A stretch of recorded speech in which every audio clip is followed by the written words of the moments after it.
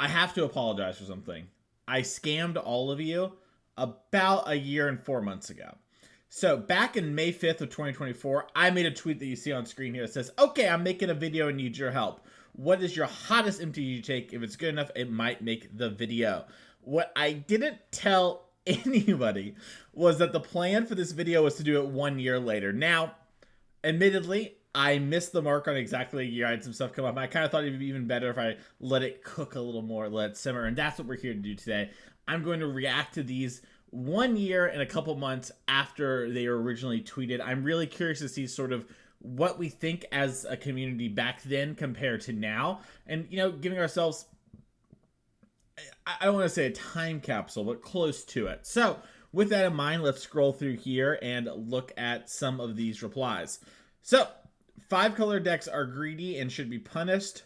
Sorry, the goal was a hot take. Sorry, Ollie, it stands true here. A year and some change later.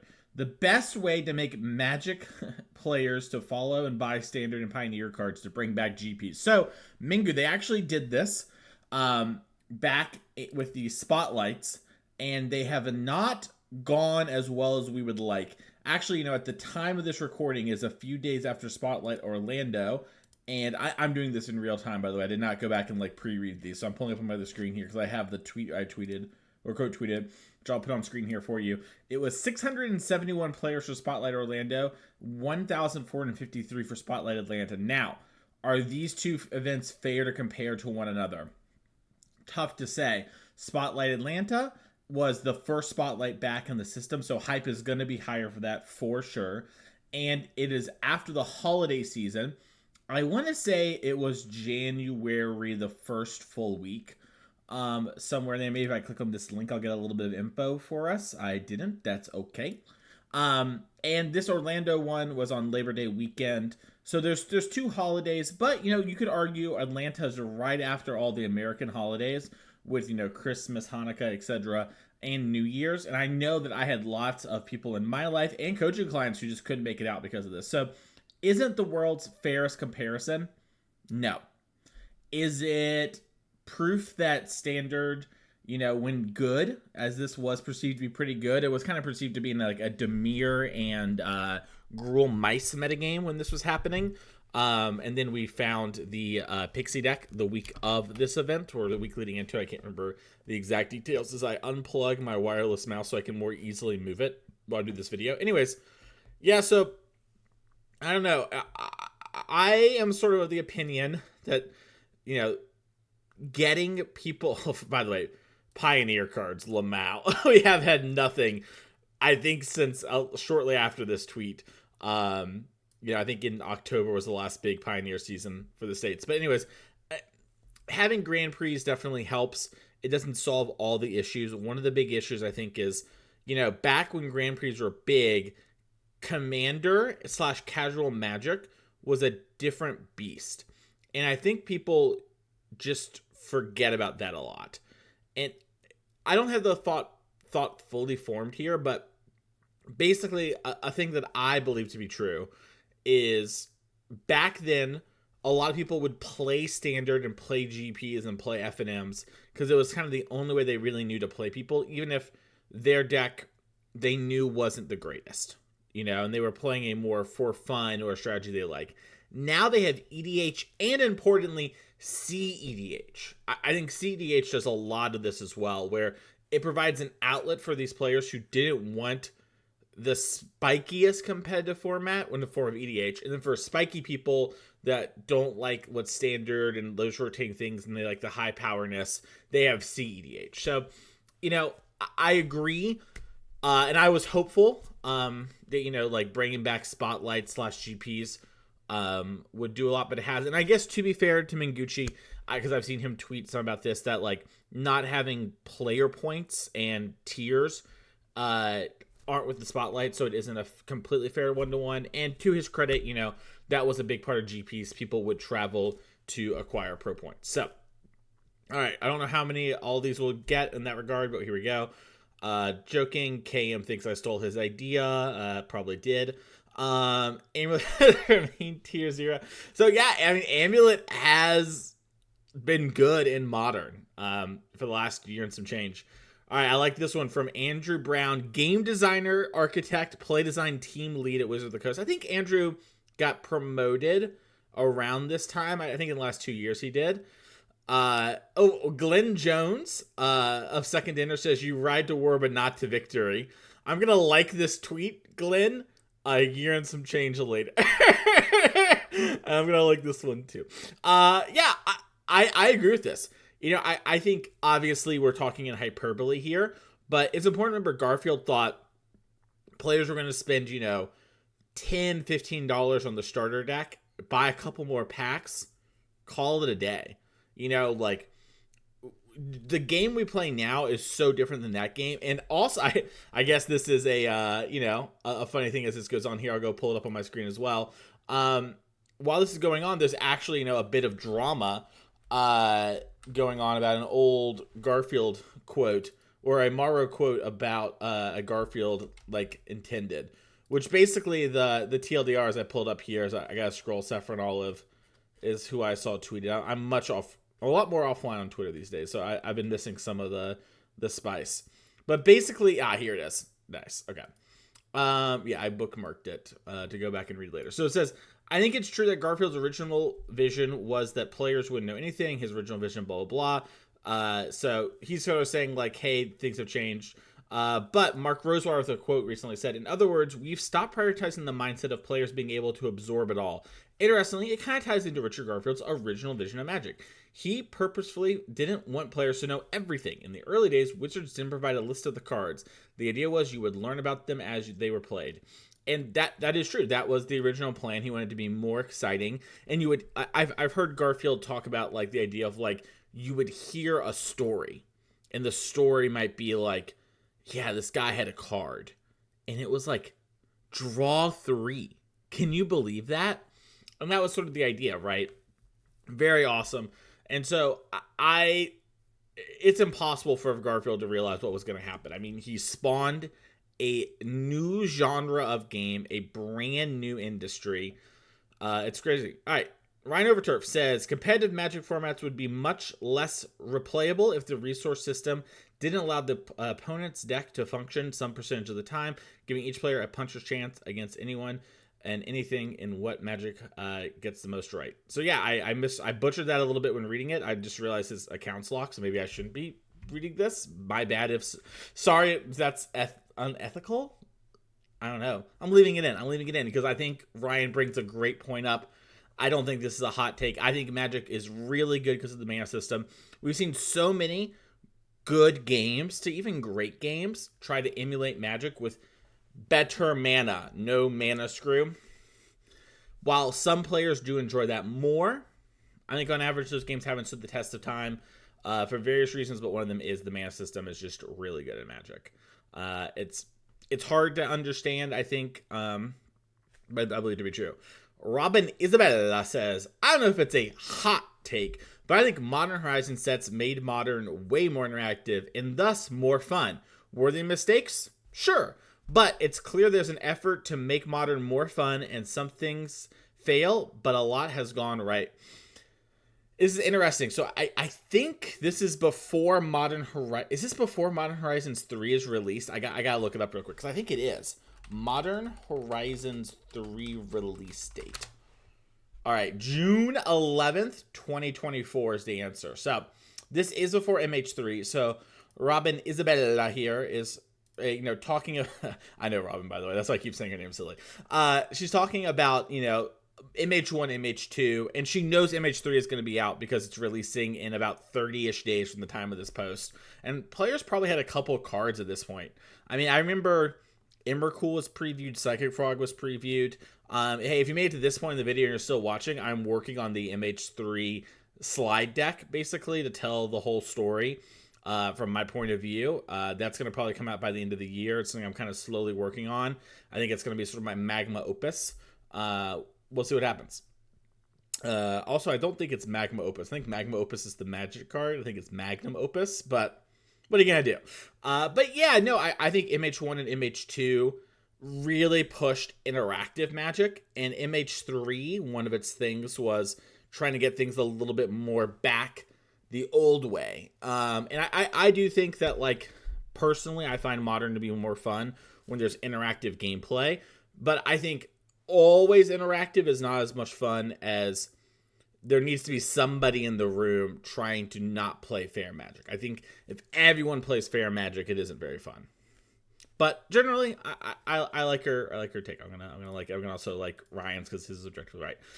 Kess Wiley says, based on responses to it, you should tell people exactly what your deck is trying to do ahead of time and explain when combo pieces hit the table as they hit during Commander, and be honest with when and how you are a threat. Okay, as you hit during Commander. All right, so all right. I was making sure this was about Commander. I think given the right environment, this makes a ton of sense. You know, if you're playing with a bunch of new players, sort of being like, hey, something like this, not done in a patronizing way, seems pretty great. Nick Strillo, better known as Bob and Cheese, says, describing a matchup as 45-55 is significantly less useful than a slightly unfavored, because we're not using data to come to those number descriptions. We're using vibes, and using words instead of numbers is much more likely to produce relevant discussions. Totally agree with Bob. Very smart. Yeah, generally, too, like, it's just kind of nonsense or whatever, and 45-55 is just another way of saying slightly unfavored, so why not just say slightly unfavored, you know? I'm with Bob, based. She should resign. I don't know what this is about from Cal, so I am afraid to back it up. But probably right. Chantel Campbell says, the increasing efficiency of power of creatures in Limited decreases the ability for players to come back from behind, which is in a little bit of quotes there. Yeah, I think there's a little bit of undeniability in what's going on here from the standpoint of, like, as you have more creatures that can solo a game, if you get ahead, you can compound on that. So some amount of games, I think, are more snowbally. This is especially true of early game threats that build up momentum. I mean, this is a bad example for Limited, but if you look at Ragavan, that's a card that does sort of what we're talking about, right? Like, even just getting the treasure is a huge edge in so many games. So obviously not about Limited there, but yeah, I think there's some truth to what Chantel is saying here. I do think that when the power is put correctly, it could actually stabilize Limited games. But yeah, I think generally true-ish. More true than not, I'll say. So, Sol Maka, better known as Target Player, says Modern Horizons killed Standard because Modern eats up so much of the players' money each year to stay competitive, cannibalizing what they might otherwise spend keeping up with Standard. So, this is an interesting one.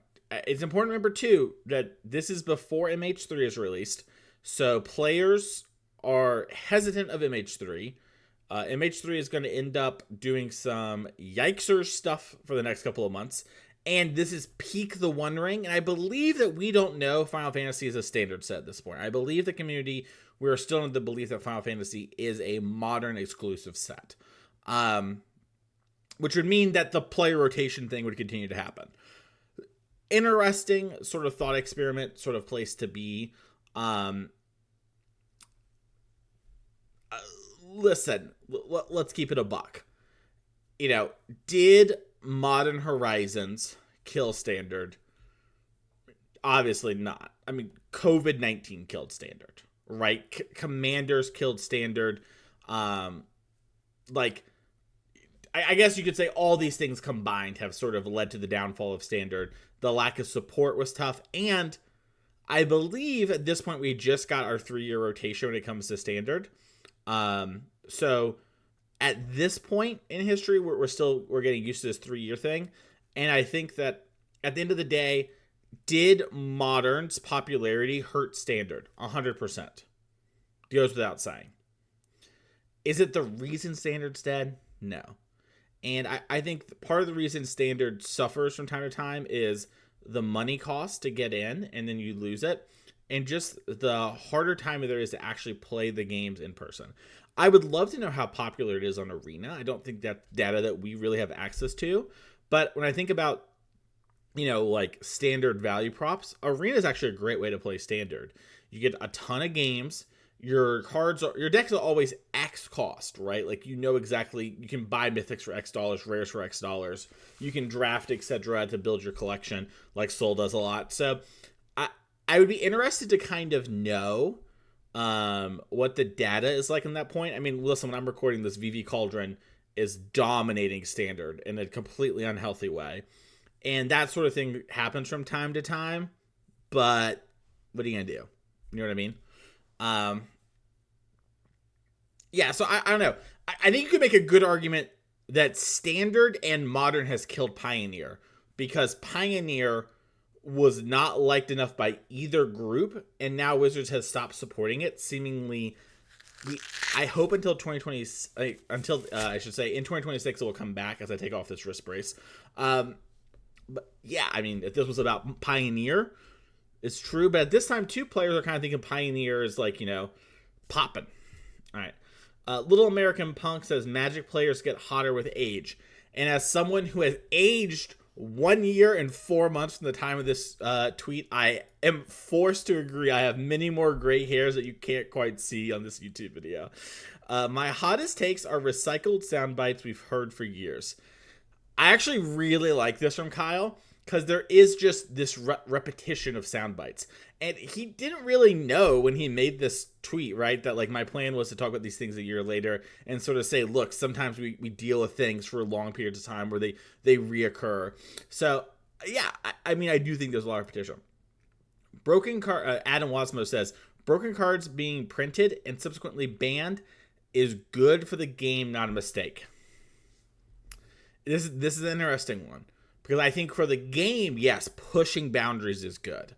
For the players, it's tougher. It's always hard for me to be like, yeah, we should just ban VVs. It's like, let's look it up. Let's look it up right now while we're talking here.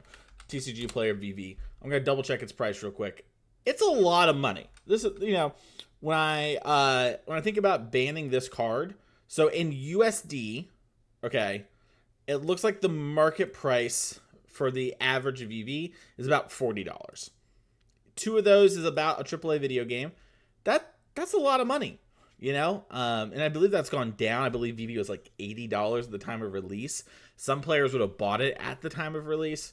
Obviously, we can't let people who have spent some amount of money kind of drag us down, quote unquote, right? Like, that's just not.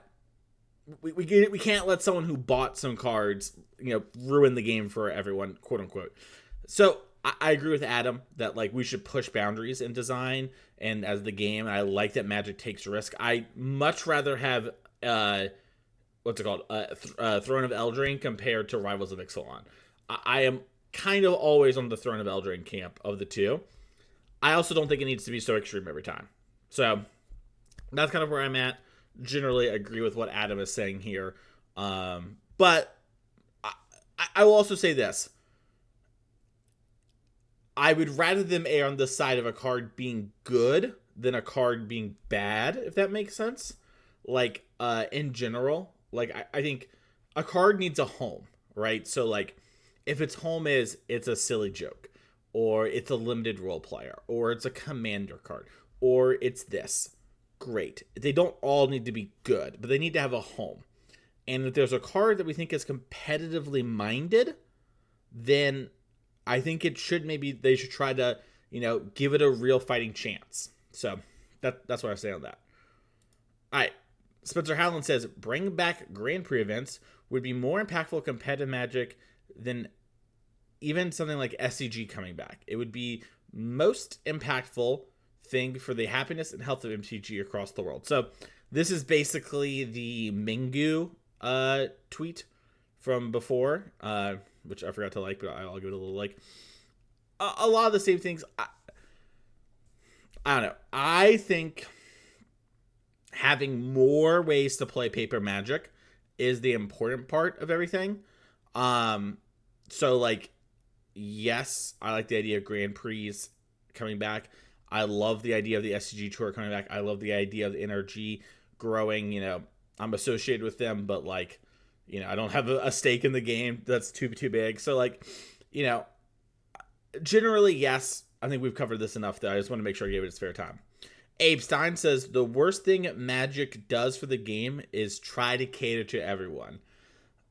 Abe's really good at taking my Twitter premises and trying to genetically engineer the response that he knows will get the most out of people.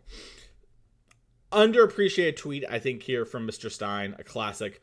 And I think this is somewhat true. I think every set always appealing to everyone is not a good thing, but I also think they've done a better job of that not being the case. So I agree, Magic is a worse game. They try to cater to everyone, but I think they have not been doing that as much recently, and they've been catering to target audiences. I mean, I think it's pretty easy to say Spider-Man, which is a set being previewed at the time of this recording, is not a set that is catering to everyone. A lot of Magic players don't like that.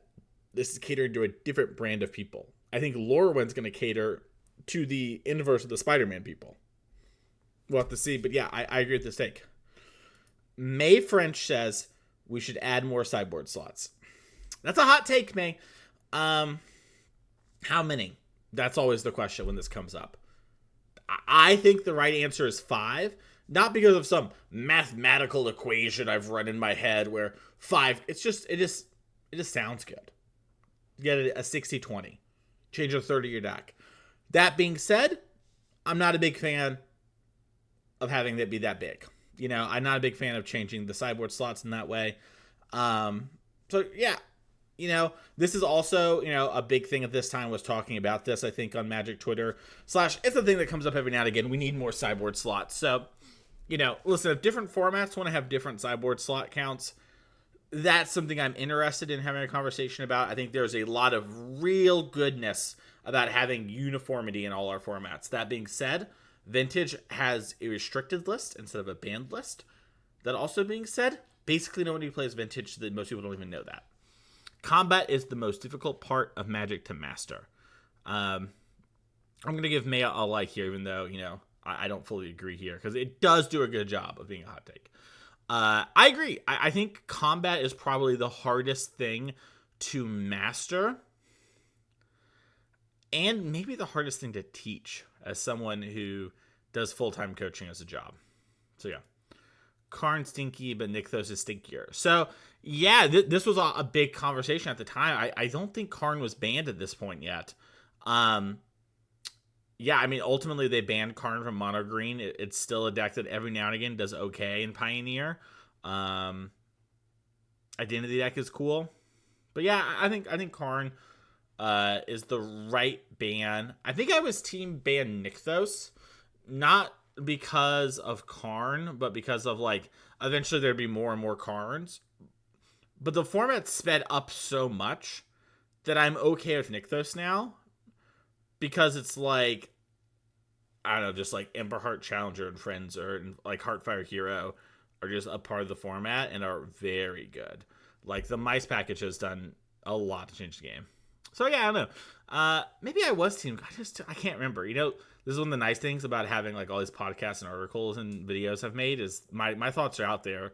You know, and obviously my thoughts are ever changing, you know, as I grow and learn. The Pro Tour system is better now than it was with the Gold Platinum system. This is an interesting one. So I will say this about Adrian Carr's post.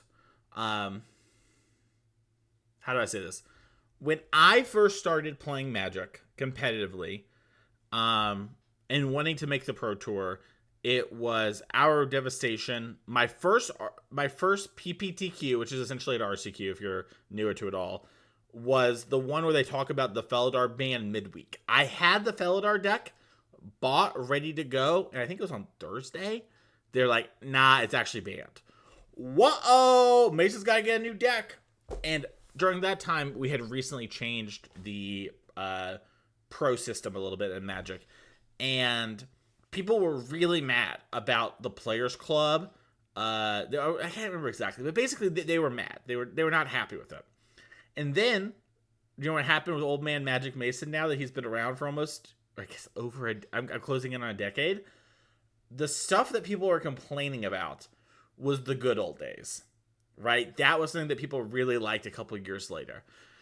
I don't know enough to give a like definitive take, but I do think a clear system is good, and I think having aspiring pros is good.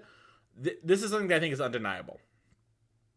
If I told you to name the top 5 players on like the world's leaderboard type thing, I think the average Magic player, not maybe the ones who are watching my YouTube videos or on Twitter, but like the average person who's going to your RCQ would struggle to name them correctly. Where I think they were more likely to get it right back in the Pro and Platinum, the Pro Club Platinum and Gold days, if only because they were just marketed more. And I think the loss of that has been bad. So I like that people have a much more clearish route to the PT. Like, I think go to the RCQ, go to the RC, do well, has been great. But that's also for Americans. A lot of the other rest of the world, they've dramatically lost invites. It is not a flat system. So there's good and bad to both. I think both have issues. MTGO made Magic worse. I think this is totally true. Sponsored by MTGO, hashtag creator. You should go and use Magic Online. But I think basically the introduction of Magic into your life constantly has changed the game forever. And while my job sort of, relies on people loving Magic that much, I think Magic itself would be a better game if people just had a set amount of time they were allowed to play. If like outside the tournaments, if everyone had like 5 hours a week they could play, I think Magic would be a more fun game because it would take us a longer time to solve things. Patrick Boyle says, Patty B, Commander and the production of Commander-only products began the downfall of MTG by directly changing how people play the start playing the game, So, I'm a big believer that Commander is a terrible way to teach people Magic, but I will admit it is the most popular right now because Commander is the most popular. It is how a lot of people are playing. I would say that it was the downfall of competitive Magic in the way that we knew it. I would say it's the evolution of Magic, and I don't think the evolution means there's a death of 60 card Magic. I think it's just changed. So, we generally agree. Rounds should be longer. Cards have gotten more complex over time. Start with 55, but I believe 60 is acceptable as well, from Chandler.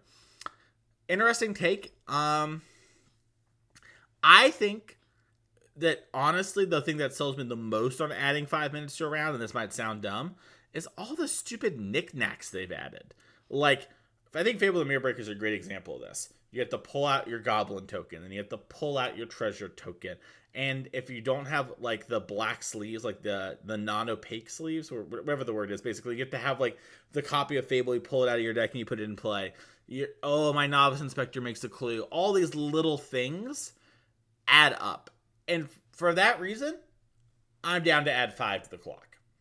I think there's something to be said about the design as well, but honestly, you've got me on knickknacks, so. Welt says, ban Ancient Stirrings. This has been a take that I think this person is leaning into the old, back in 2014, people talked about that a lot, and that was the thing. It might be hard for modern players to believe right now, but Ancient Stirrings ban was a serious conversation that some people had in 2014, 2013, maybe 2015. Bring back Mycosynthelatus. Lamau, no. But I'll give you a like for having the picture. All right, we're really getting into this now. We're deep into this thread. We're deep. Julian Carr says, the overwhelming majority of the player base would rather complain about Counterspell than even learn the basic when it comes to playing with and against counter Magic. Counters are not the gaming, I don't know this word, panacea? What the hell is this gibberish? I'm going to look it up on the other screen here. People make them out to be. This is especially prevalent in more casual environments. So, I definitely agree, counter spells. A solution or remedy. Okay, I guess I've never... Hey, that's a new word for me. That's pretty cool. Anyways, yeah, so I mean, I think this is generally true, especially in casual environments. counterspells feel a lot worse. If I Doomblade your Baneslayer and I counterspell your Baneslayer, they are essentially the same thing, right? Now, to be fair, there might be more ways to protect your Baneslayer once it's in play than there is when it's on the stack for the wide majority of colors in Magic. But generally, it's functionally the same thing, right? But counterspell it's that smugness, that waiting, it resolves that I think does get on some players' nerves. And what I would say, Julian, is that not every player wants to engage in the way we're kind of talking about of like solving these problems and doing these things, especially for Commander. I think one way to look at Commander is it's a board game where 4 players bring 1/4 of the rules, and if the vibe is sort of one way, but it's this other with the counterspells, it can be frustrating, and saying no is frustrating, especially on free counterspells like Force of Will. So I do agree that people would rather complain than learn solutions, learn how to play around these things, but what are you going to do? Not everyone wants to like do it that way and engage with like solving these things, but there's plenty of ways to play around counterspells, especially ones that spend mana. CDH is fine. Casual EDH is fine. 2-player competitive is fine. People should learn it's okay for people to have fun different ways, says Isaac King. It's a cold take, Isaac. It's a cold take. Obviously, that's fine. People who don't touch grass and go outside think this. Come on. All right, single target. I'm sorry, this is from the Inferno Man, who I love their little icon. I make the hottest Magic the Gathering Arena budget decks. All right, well, shout out to you, the Inferno Man. I love your little icon. Anyways, single target land destruction, like Stone Rain, needs to be normalized again. The game has too many strong utility lands. Here's the problem with land destruction. Leads to non-games. That's not fun. Here's the other problem with land destruction. Probably just not good enough. So we need to power creep Stone Rains. Probably not the best place to be. I think Field of Ruin and Demolition Field do a good job of this. I think having more Blood Sun type variants, Alpine Moons, could be a good way to do this. But generally, I thumbs up Harbinger of the Seas, the blue moon from MH3. Because of stuff like this, and I got an issue with how good 5-color mana can be in formats like Modern. So yeah, I wish there was some more to it. And I hope we find more ways to punish these lands. I think Sunspine Links, by the way, chef's kiss, great way to sort of solve the problems we're talking about here. You want to play a bunch of strong utility lands? Price of Progress, take some damage. It's been 30 years. Magic 2 needs to come out already. Ryan, this is Ryan Miles. We're on Magic 32, homie. This shit changes all the time. It changes all the time. All right. So it's come out. All right. It's happened. I mean, like, just look at the rules from damage on the stack to design philosophies to the way games play out, from stack-based to creature combat to planeswalkers. I guess you can even argue Commander now. So a lot of that has happened. Jacob Merfolk Sovereign says they should bring back core sets as a way to reprint cards that desperately need to be reprinted but don't fit. They also accept reprint sets like Old Master Series. Foundations was a huge hit. I think you nailed it here, Jacob. I would argue it's a cold take, but it was a base cold take. So I'm going to give you the like there. Draft Unlimited is the best way to play Magic and requires deck building and card evaluation skills that all players should try and develop. So Upset Y, May is your first name here. It's interesting. I think some people don't like that sort of thinking about the problems, and I think what you're describing isn't necessarily untrue, and a lot of people agree. But I would say take a step back and just be like, some people don't want to do that. They want to feel good. They want to play their cards, and they don't want to solve puzzles. And that's okay. Should players develop these skills? Sure. But back to the things we talked about earlier with like combat, they should need to work on that stuff more too, if we're thinking about it from like a spiky mindset. So my hot take from Daft Brian is MTG X Pop Culture Secret Layers cards are more of a flex than actually usable for play. So I assume this is regarding things like the battle bus, and maybe Negan from The Walking Dead. I know nowadays we have like the Deadpool. Sorry, Deadpool's like a CDH card, but there's like Deadpool, Shadow the Hedgehog, that kind of stuff. I don't know. This is a little unfair to Daft here because, like the design has shifted too. So maybe a bit more true at the time, but I would say it's more of a self-expression than a flex. Like it just doesn't. These are all just ways to express yourself, and like your deck and your stuff. And maybe you mean more like the counter spells with the different art. Then like maybe, but still it's just a different way to express. Like I would argue the biggest flex of any card is to get like its alpha or beta version. You know what I mean? Like those are like big flexes. So, you maybe got me on the hot take there. The Commander Tavern says Commander should not be the format to get new players into MTG, especially if they never played another TCG before. Based. Said it earlier in the video. Turning the fan on. It's a little hot in here, and instead of taking off my jacket, which I could have done but didn't think about in the moment, I turned the fan on and just said based a lot to the Commander Tavern. The EDH is so hard to teach people. So unbelievably hard. It is. There's so much that goes on in a game of Commander. We got to get players fast tracked to getting play Magic in easier ways. Arena should have a chat function. MTG Assault, my friend. I love this take because here's the thing, and this is a little toxic of me. We're 36 minutes into the video. If you're here, you gotta be liking it a little bit, or maybe you just like having a little content in the background. I love the MTG Assault. Oh my god, the life it gives me when my opponent salts off at me. Chef's kiss. In real life, too. Oh, you're salting off? Oh, truly makes me happy. Now, if you're salting off at somebody else and giving someone a hard time, I don't like it. I like it when it's coming my way. It's really entertaining to me. I'm sick in the head. And so, I personally love this. I also have lots of earnest chats with people. I have lots of conversations that are just like, yeah, this is like, like, what do you think about this? Da da da da da. And like, I do the same thing in League of Legends.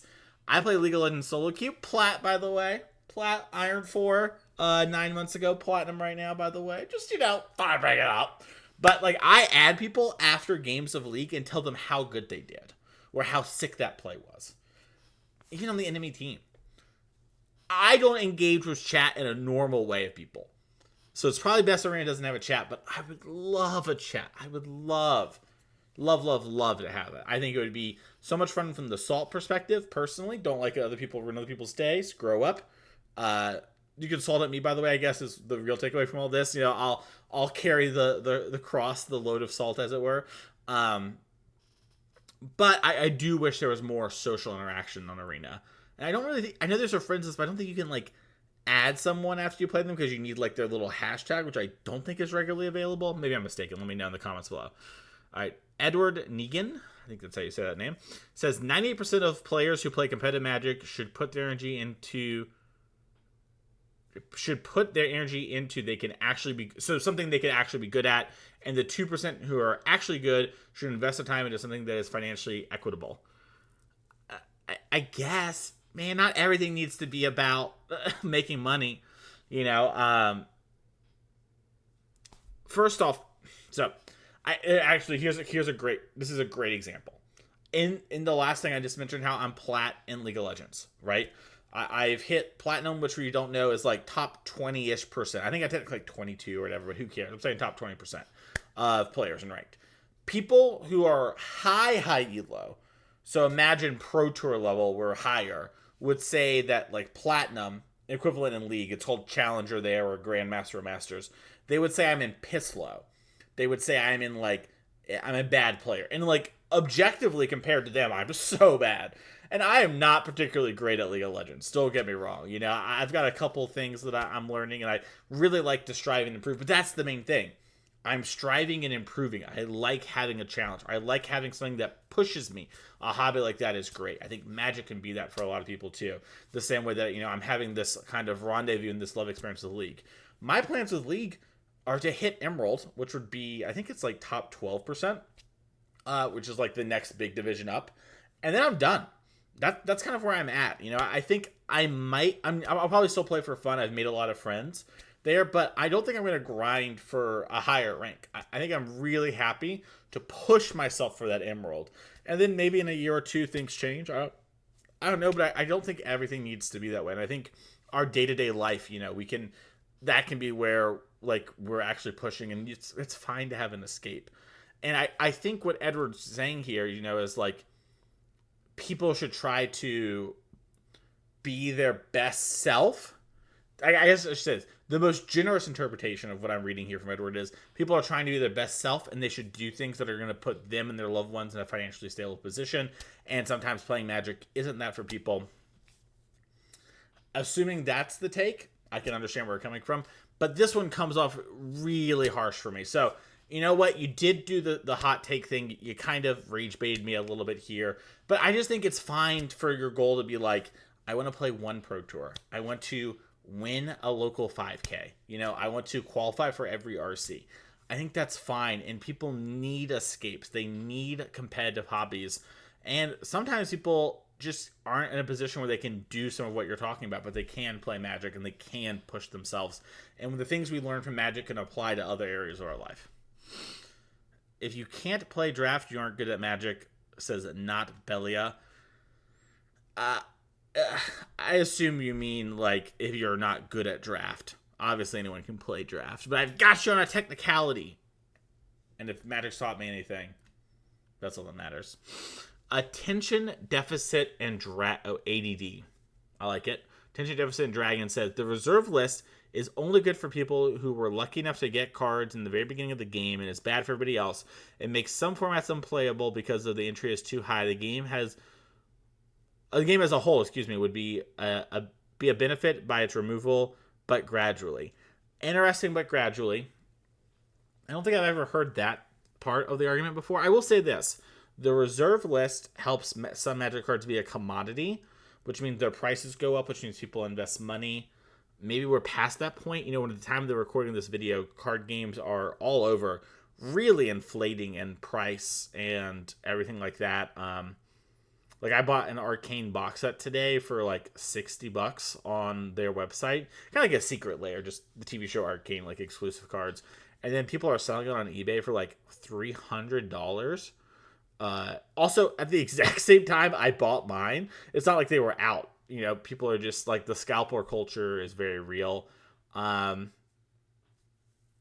don't know. I don't think losing the reserve list is a good plan.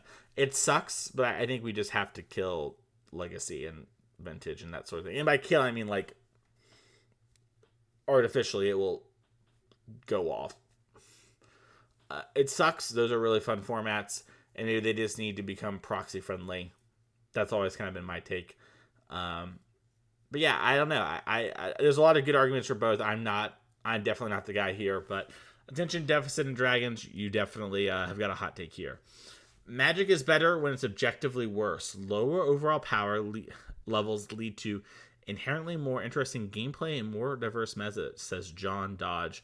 Yeah, I think generally I like what this is being said here. I do think, like, Magic is more, personally, I find it more fun when little decisions end up mattering.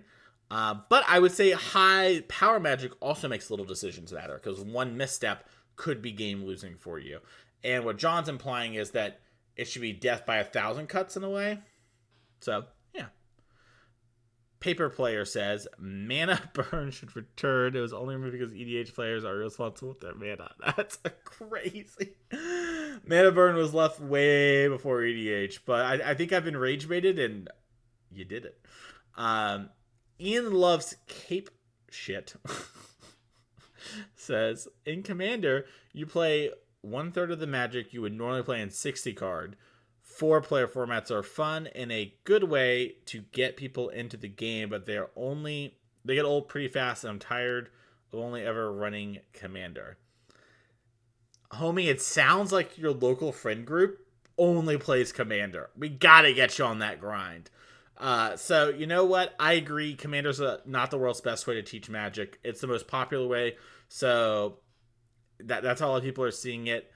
Uh, you do play like a third of the Magic if you play Commander because you're sitting around talking. But you're also playing a board game. You're playing a different thing. I think what some of us are saying of Magic 60 cards.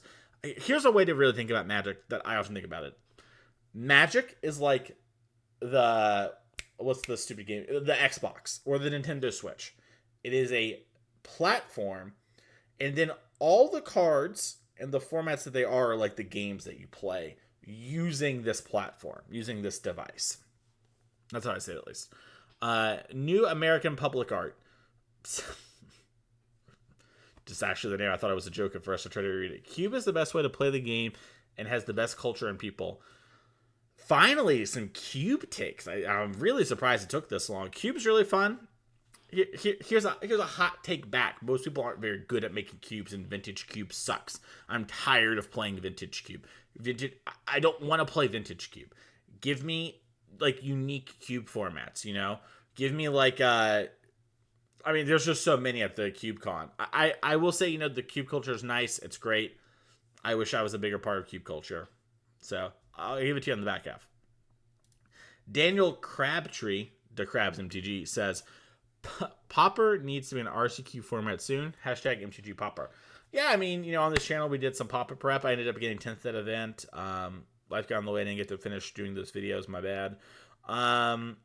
Pauper's pretty fun. I don't know. I just bought a Pauper deck, so I have my own, so I don't need to borrow one. So I guess, I kind of agree. But honestly, it's such a, old format with, I don't know. I think there would be some issues, and one of the biggest ones is just it's kind of hard to play. Like finding a game would be tough. I don't know. I don't think Pauper is bad. I also just think it's really grindy. And I think for formats like Pauper, like Legacy, like Vintage, it's better when there's not Pro Tour pressure on it. Because I assume you'd want a Pro Tour for Pauper for doing RCQs of Pauper. I don't know. It's always gone kind of poor when that stuff's happened. So. But, I'm not against it. Pauper is better than Commander. I think says John, AppalachiaTCG.com, the Smengo, as the at. I think Commander's a better game than Pauper. Pauper's, to be fair, this was May 5th, 2024. So, a lot's changed with Pauper. MH3 came out. So maybe it was different then. Right now, Pauper's really grindy, which I appreciate. I really like... going back to this comment we saw earlier here from John Dodge, death by 1,000 cuts, there's a lot of that going on with some amount of boom, you're dead. So, I don't know. There's good and bad. I think Commander is better at entertaining people, bringing people together, expressing yourself. The gameplay can be pretty great.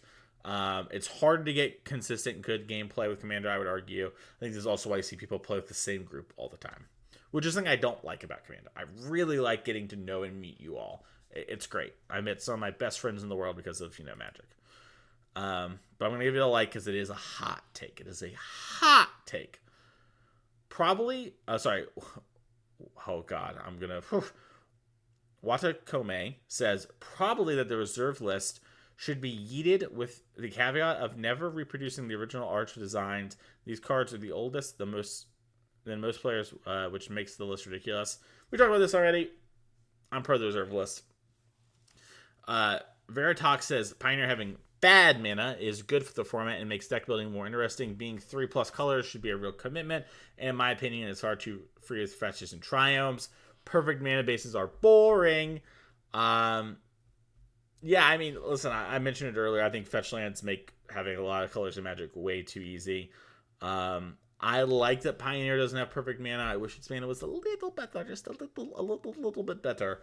We'll have to see what happens if Pioneer still stays around. I'm really curious, how dated is this video in a couple of years with Pioneer? Yeah. Minwin says Birthing Pod would be fine to unban in Modern and also to reprint in Standard and Pioneer. I vehemently disagree. You'll get Birthing Ritual in a month, Min. My big thing on Birthing Pod is just it's so easy for any creature in play to win the game. not the most fun gameplay. If you were doing good with the card, I let you have it. Maybe I could see it in Commander. Excuse me, in Pioneer or Standard, but I definitely Standard. I mean, Standard was so much harder to actually win, but it would be very frustrating, if it did win on the spot. But you theoretically could design with that constraint for 3 years. But you know what? You did do the hot take thing well. Gray Merchant says, given the opportunity, players will optimize the fun out of the game. Based. So true. Players can't stop optimizing the fun out of the game. Didn't you see how many people I see go like, oh, I want to play this, but it's not as good. Myself included sometimes. It happens all the time. Base take, Gray. Hot take, true take. The St. Chris says, your LGS should be charging table fees for free play purposes. This is interesting. I've always thought, and I haven't ever had an LGS like this, but having like a membership to the store that is like, you get some little bonus and you pay like a monthly thing like a Netflix has always been like what I thought would be a good way to do it, and I've heard stores do it. I imagine with, I don't know all the details here, but like you spend $15 a month,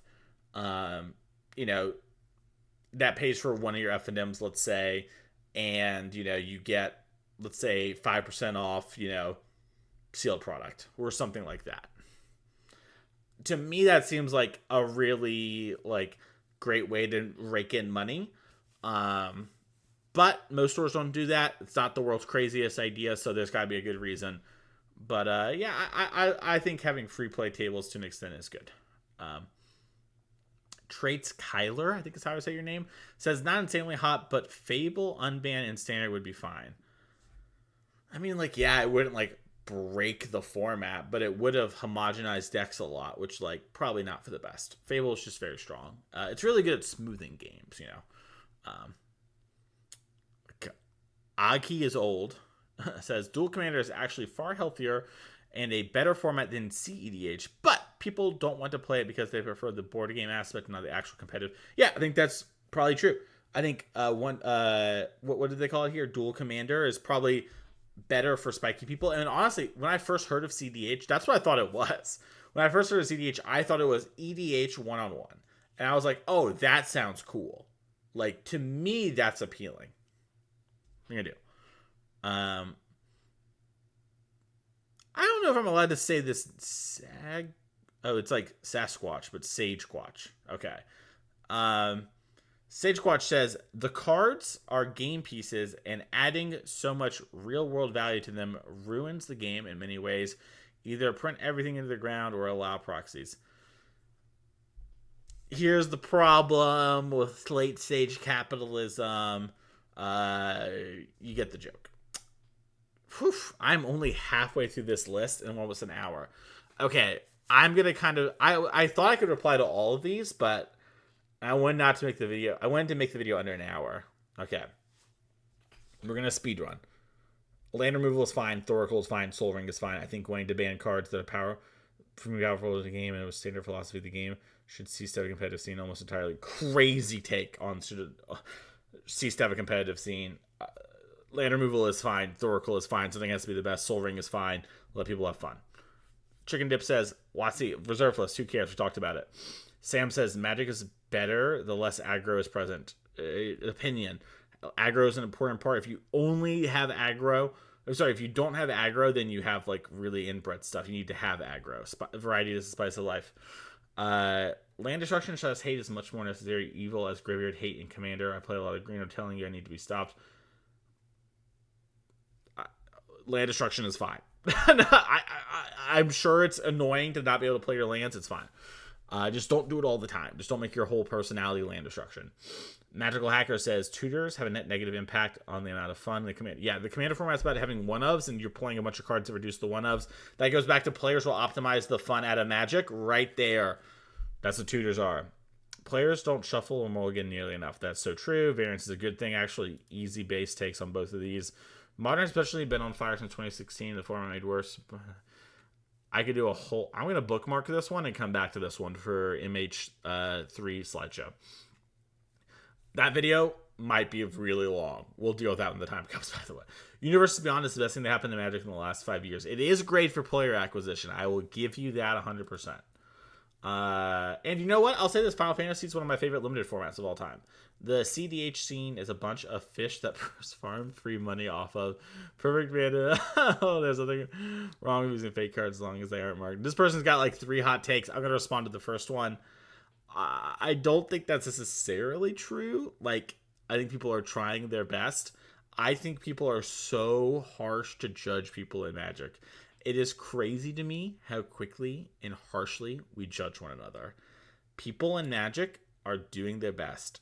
Not everyone is a fish because they don't play perfectly or dedicate all their competitive time to Magic. Mass land destruction is an integral part of MTG. Okay, I remember this now. I remember because I had to mute this thread. Commander players have got something going on with land destruction. They got to figure it out because it's all over the place. It's okay. It's okay. Discard spells are allowed to remain untouched by bans despite being well above rate. Look at Thoughtseize because they are an amazing top deck coverage like Nassif.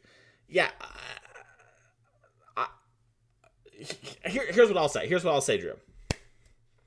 No other card game does on-rate discard like Magic does. You know, like they all moved away from it. So you've got a little bit, yeah, you're cooking a little. Competitive tournaments should be held exclusively on digital platforms. No ruling issues, etc. No, that sucks. Competitive Magic is so much fun in person. I understand that from like a cheating aspect of things, maybe Worlds being on digital, but the paper play is so beautiful. It sucks that we have to deal with people like that, but God, Paper Magic is a beautiful game. Amen to this, Les Alex. The game was more fun than the game was more fun when everyone was less nice. That is the best hot take to end on. Okay. Crazy hot take. Just a crazy hot take to have. I mean, maybe it was more fun during that era because people just were less invested. But wow, I'm gonna give you the heart because that's the hottest take I've ever seen. I had more fun when everyone wasn't nice. I'm stun locked. I can't end on that one. I can't end on that one. I'm looking.